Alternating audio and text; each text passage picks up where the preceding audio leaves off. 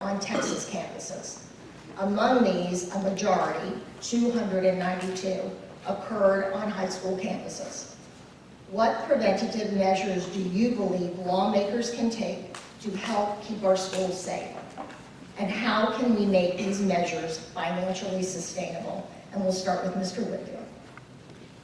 I will never forget the day my 4-year-old came home from preschool and he told me that he'd been hiding from a skunk drill.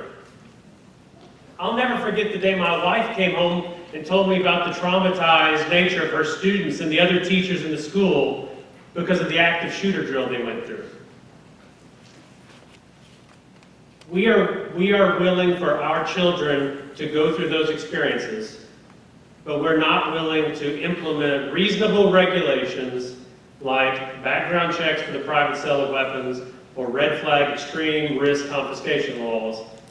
And if that's the standards we set, shame on us. We need to have policies that are mindful of those kind of concerns and reasonable regulation, and we need to provide the school resource officers for every campus so that the children have protection. And we need to have serious discussions about the risks of shooting in our schools. And until we do that, I'm a military veteran. I was an expert marksman in the military. I appreciate the Second Amendment, but there are reasonable regulations that can be implemented. Thank you very much. Mr. Riddle. So the Secret Service's National Threat Assessment Center did a study on how to protect our schools from active shooters. And contrary to the advice that we constantly hear that we should be hardening targets, we should make our schools hard targets, they came up with the opposite answer. They said that they need to be softened. Our targets need to be softened. And what they mean is that we need to devote more time and effort into building trust between students and the administration of schools. Their number one recommendation is that to prevent school shootings, what you need to do is have an anonymous tip center and then have a threat assessment team that responds to those tips the moment that they come in. 4 out of 5 active shooters told somebody they were going to do it before they did it.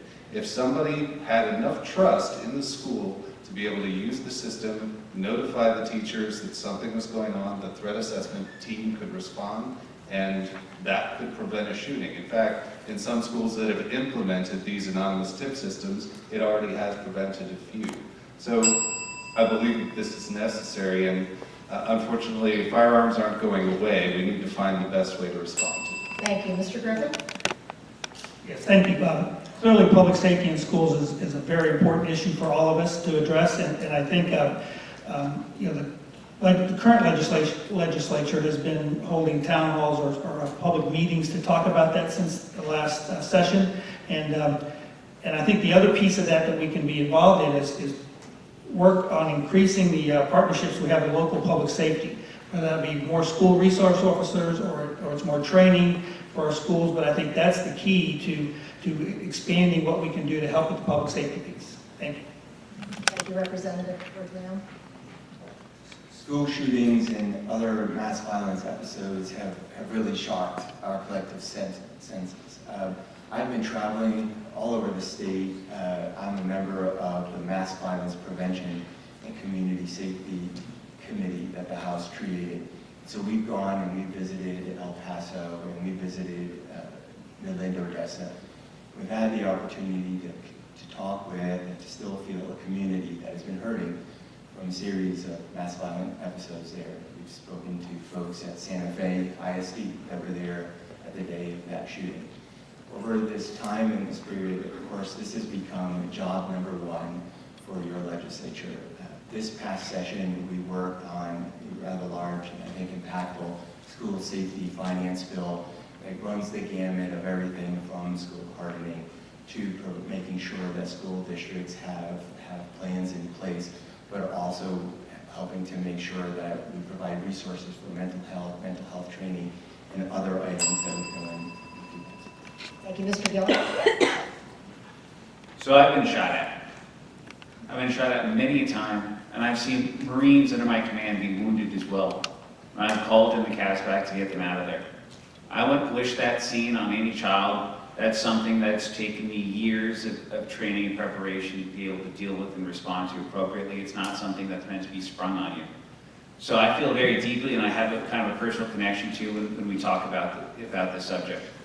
I'd say that when we're discussing how do we prevent this, the truth is that, yeah, most of these school shooters do identify themselves, right? They raise their hand and they say that I'm inclined to do this. And most of the people who have them have already, there's laws preventing them from having guns.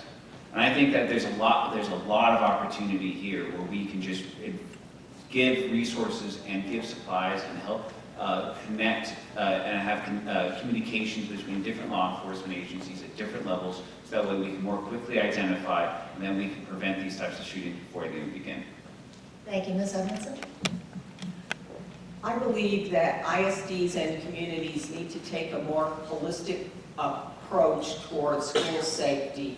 I think it's important. Every district in this state is different, so I think that local school districts need to have a say and maintain control in the safety of their districts, working directly with the city and getting police officers, school resource officers into the school districts. I think we need to pass red flag laws so to help identify individuals who for various reasons should not have a gun.